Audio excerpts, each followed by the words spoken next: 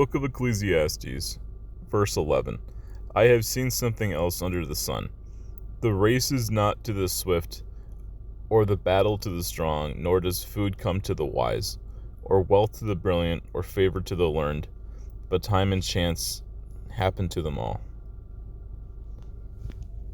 Okay, so hi everybody, this is Christian RPG Gamers. So the background footage is when I was playing some of Elix 2. So I guess for this video, what I wanted to talk about today is the new video game. It's called Stalker 2: Heart of Chernobyl. Now, I know I don't really have any footage for it right now, but it is what it is. So I just wanted to give some of my thoughts on it and do a little bit of a review, and I'll try to put some kind of a Christian spin on it too, if possible. We'll try to have some more fun though, a little more of like adventuring and fun for this like new season, right? So, okay, so I'll just give some of my thoughts on it. So I've been watching this guy's streams called Brian Menard, and I've seen quite a bit of this game so far. So again, I want to try to keep this somewhat spoiler free, but I'm going to be real with somebody. There is going to be probably some spoilers in here, but most of my spoilers are pretty light. But I'll try to be very I'll try to say it very obviously that there's going to be some spoilers for a certain point or two. So I'll probably give some general knowledge about some of the stuff going on. Okay, so really my only so I've played a tremendous amount of post-apocalyptic games, so that's not it's not like I'm not familiar with the post-apocalyptic genre whatsoever. I played a lot of those. So I haven't really done too much with the old Stalker games, although I know a decent amount about. I think there's it's hard to keep track of it sometimes. I think there's 3 or 4 of them. They're different DLC names, and they have 4 different name versions of the old Stalker games, but they're all kind of the same type of game. There's a little bit different variations here and there, and they're all just kind of older PC games. But I've seen them, and to be honest, they're very similar, but they have a cool idea to them. And then I've played I think it's called Chornobyl. So it has I think the main character is called Igor, and that game to be honest was pretty decent. I played that one on the PS5, that was a pretty solid game, and that's kind of set in a similar setting to the Stalker. I don't know if it's technically the Stalker, but it's very similar. And then the new big bad Stalker game came out. And I would say that, to be honest, I think this game seems like it's pretty solid.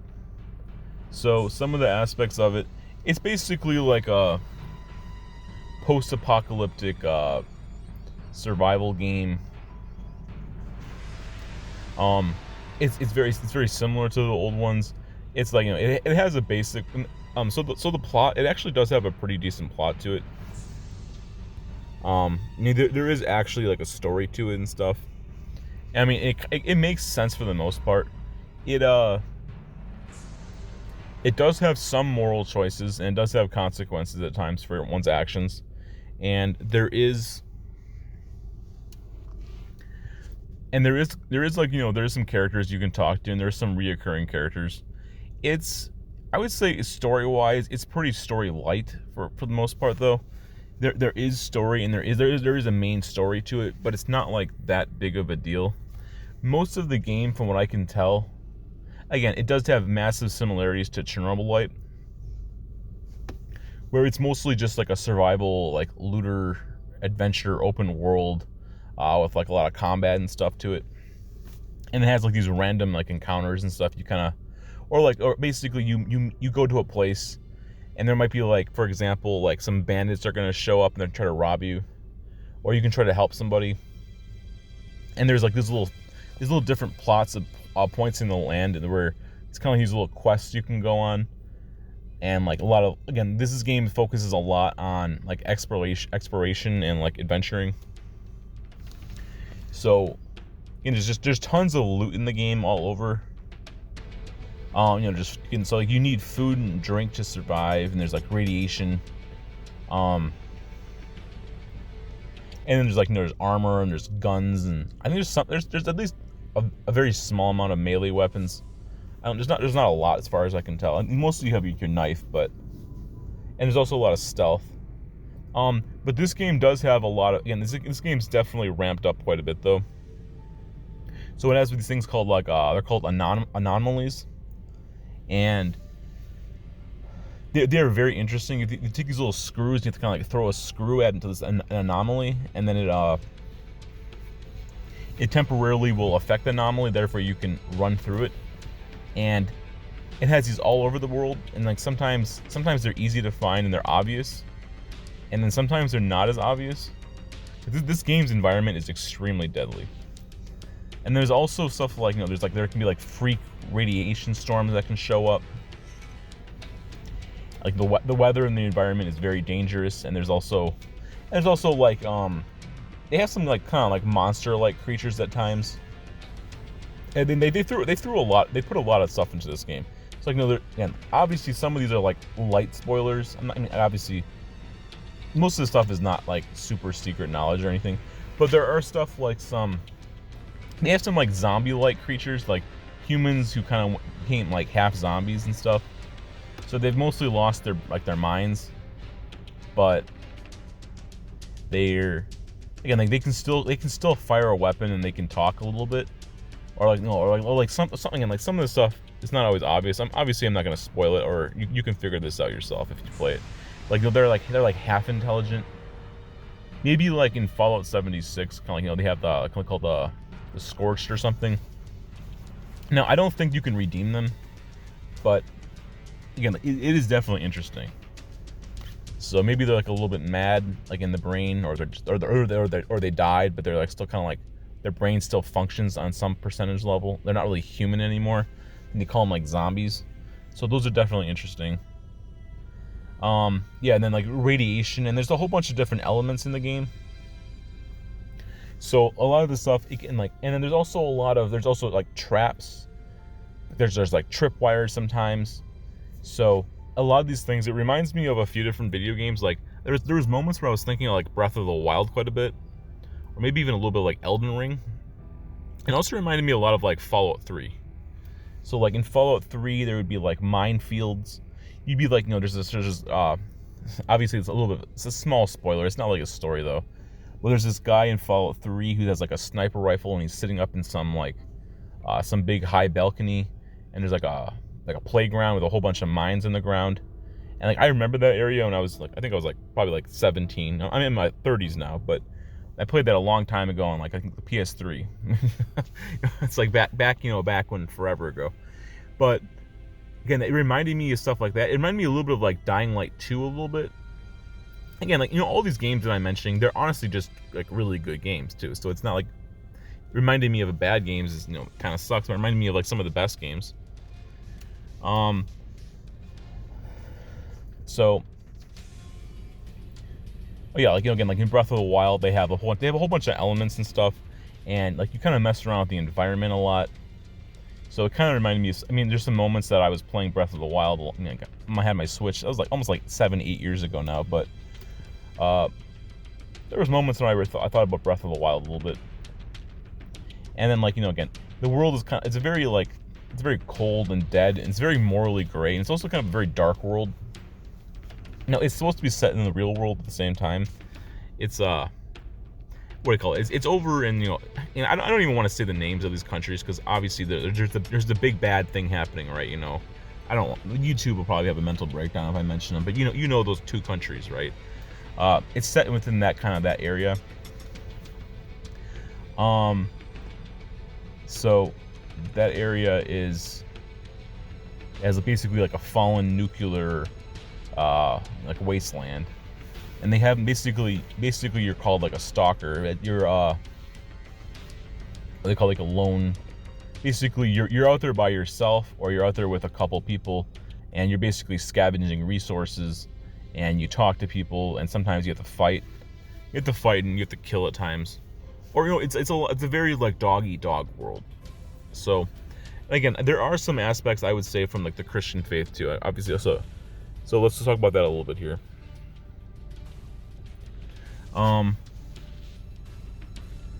So this world is, again, it's a very deep survival world, and sometimes, so if I want to put a little bit of a Christian spin on this, so like you talk about the idea of like from the Bible, where it's called like, quote unquote the world.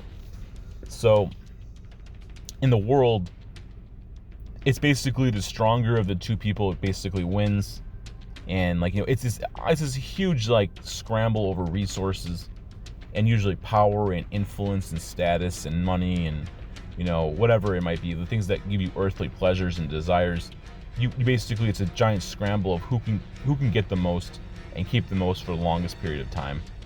And generally it causes people to so this type of kind of like an evil mentality, it forces things like scarcity of resources, because like you have like one group of people who has like 10%, like 10% of the population has like 70% of all the resources, all the nice stuff in the world. Nobody else gets to have access to that but them.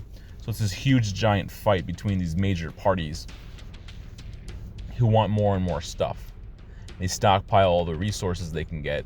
They kill or they fight or they torment people, and they just basically, it's this giant like loot, what do you call it, Peraza or whatever. And it's just like, how much resources can I get and keep? And usually I kill my opponents or my competition, because usually there's multiple factions and groups of people who want that power and they want that stuff. It's this big dog eat dog, giant like dumpster fire of a mess of people wanting more and more stuff and power. And usually this also, again, like reading the Bible, for example, it talks about how money is at the root of all evils. And obviously money is a huge aspect of, it's like people will do bad things to get and keep the things that they want or they need. So it's like, I want power, I want this independence over these things. It's like if there's a pool of 20 resources of food, and there's like 3 people looking for those resources, or they're going out and scavenging, it's like, I gotta eat, I gotta take care of myself, I gotta take care of my family. Also, I just have my own personal interests, so they're all gonna fight. It's almost like like the Hunger Games. Everybody's trying to do what they can do to survive, or to thrive in a hard scenario. And people will fight and they will kill and they'll do all sorts of far worse stuff than that to get the resources. So so this game, again, I do want this channel to be more fun, but sometimes you got to tell the truth too. So this game shows a lot of the world and basically how hard the world can be sometimes. But again, you also have the choice to try to be like a good person too. Like, you can try to be honorable. You can try to be like a nice, decent, kind, proper person. You also can be like the devil. It's like, I was watching Brian Nard play it, and basically he took on, obviously, oh, by the way, if you like this guy, go subscribe to him, right? Give him a like, say something nice about him. Obviously, I'm not disparaging, not trying to talk badly about somebody. It's just, you see what you see, and the truth is the truth, right? Now, obviously, I like this guy quite a bit too. But he was playing his character or in his story basically as like a very like an anti-hero, or like what do you call, like a morally gray person, or somebody who's just trying to survive, and maybe even a little bit like selfish and evil at times too.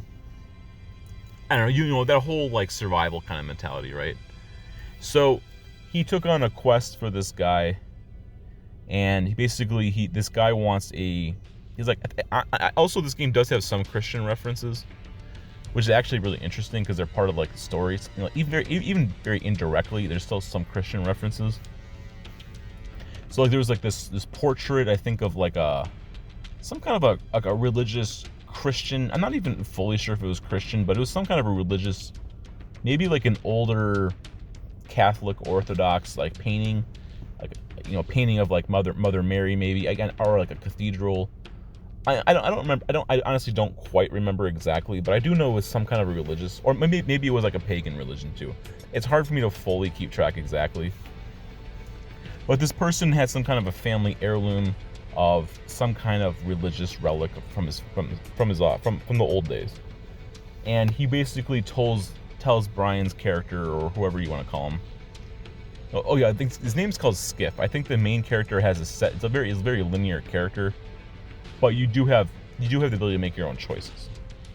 So I think his name's called Skiff. I'll have to double check the main character's name, but basically he's like, he's like I'm gonna give you this quest. Can you go out and find me my old family heirloom, bring it back to me? I'll give you some of the money. Basically they have their own form of money. They call them like scraps or something, or it's like these little paper receipts, or like bottle caps or whatever you want to call it. And Brian's like, yeah, I'll go out and I'll do this quest for you. So he goes out and he's searching out these basically they have you go on this like kind of like little scavenger hunt, and usually there's a bunch of traps and environmental traps, and usually there's a handful of enemies, maybe some pack of dogs or something. It depends on your level, or like if you're in the early area, it's probably not gonna be that hard, but later on in the game, I'm sure it gets very difficult. But you also you get smarter and stronger too.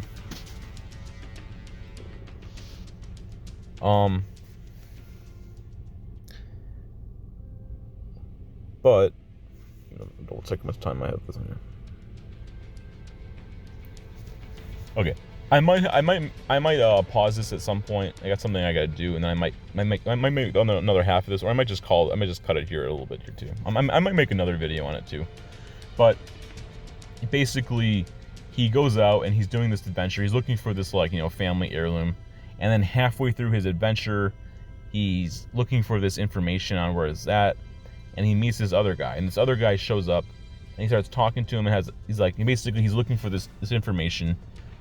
Again, I can't remember like word for word exactly what happens, but it's a hypothetical scenario based off of a literal example. But he's looking for this information, and he finds this other guy, and he meets this other guy, and this other guy's like, hey, this religious artifact that you're looking for, he's like, I want this, and he's like, I'll pay you, or I think he's like, I'll give you, I have this rare special weapon that you can't get anywhere else, and it's like, I'll give you this gun if you give me the religious artifact. Or it's like, basically he's like, I'll give you this really nice offer, or maybe I'll give you a bunch of money and I'll give you this gun. And I think the original guy is like, it's like you're doing me a good favor or something.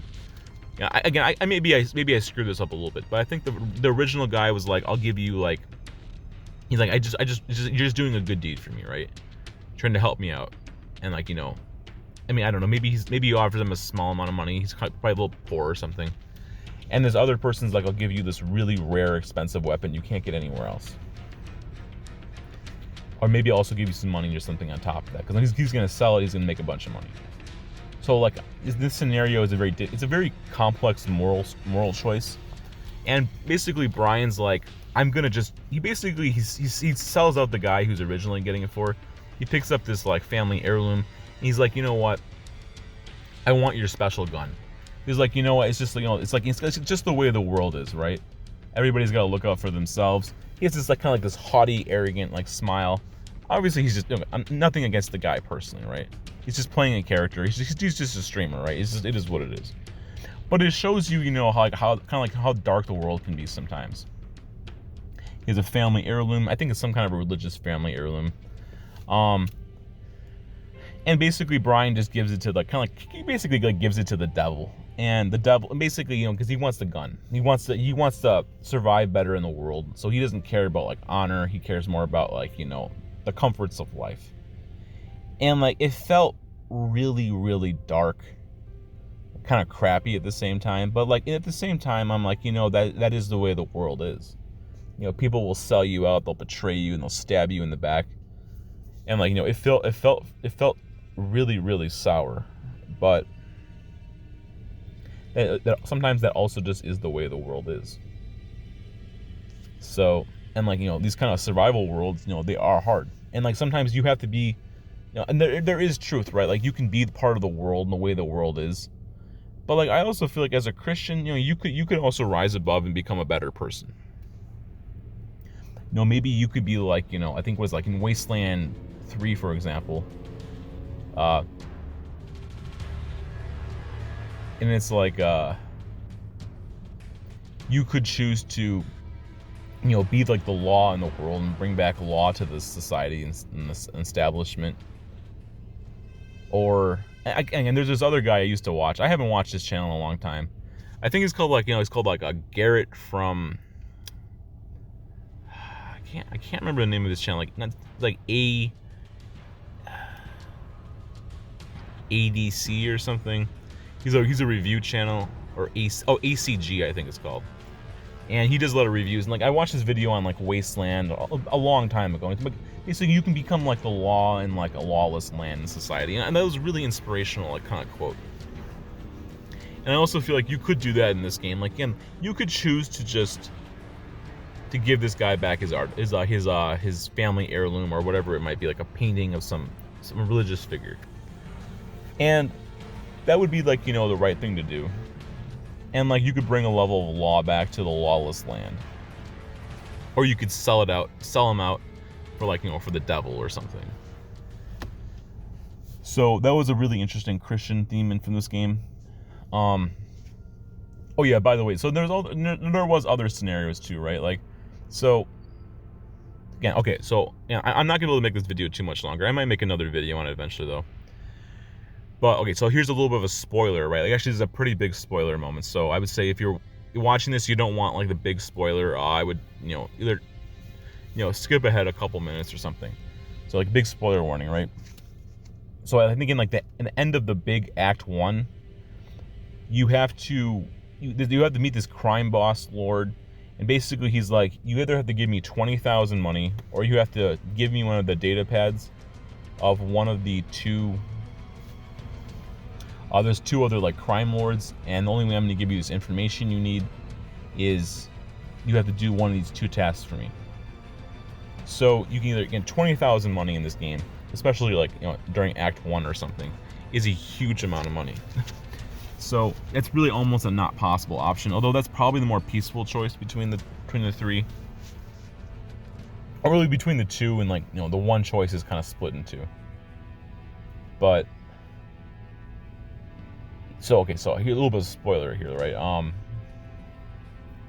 So if you pay him the money, or if you kill the other bosses, when you're turning around and you're leaving, he basically betrays you, stabs you in the back, tries to kill you so he doesn't have to, like, because he's just gonna betray you no matter what you do. Again, because that's the way the world is, and that's the way this world and society is. Just like what Brian did, was he stabbed this other person in the back. This other person tries to stab him in the back, right? It's just a very nasty, vicious, negative cycle of stabbing, backstabbing, right? Everybody's just looking out for themselves. It's like, you do me a favor, I'll do you a favor. You do me a favor, then I'll try to kill you, and I don't have to owe you a favor. I get to have them both. It's like very greedy, right? Very selfish and greedy. So it's a lot of consequences of actions. You're seeing everybody's looking out for themselves. That's what you do in like a survival world. So okay, so yeah, I mean, I'm not trying to make this super dark, but like, I try to be a neutral channel, so sometimes, you just have to speak the truth. Okay, so, and like, again, you could honor your promises, you could honor your word. Again, you could just try to go around and scavenge a bunch of resources. They have stashes and stuff, and you could just pay them money so you don't have to kill these crime lords. You also could take the crime lords out because, sometimes it's the right thing to do. But again, like taking the law into your own two hands is a little bit morally gray. But these are bad people. But the truth is, if these bad people were to leave, especially in like a very like violent way, here's the truth, right? They're probably just gonna be replaced by somebody else, and like somebody else will have to take their spot. And statistically speaking, if you do this in a very violent way, without the authorization of like the government or whoever it might be, probably another crime lord is gonna take their place. And they're probably going to be even more violent and evil than the first person. So there is that, right? Okay, so yeah, this game overall I think is a pretty solid game, but it can be a little bit dark, but it is a fun game. So, okay, so in the comment section below, let me know what your thoughts are on this game, or have you played it yet? But yeah, I mean, I would say, have fun, but try to be like an honorable person if possible. And one day someone might honor you or take care of you too. Maybe you can maybe you can leave the world like a little bit better of a place than the way you left it. All right, God is good. Thanks for watching.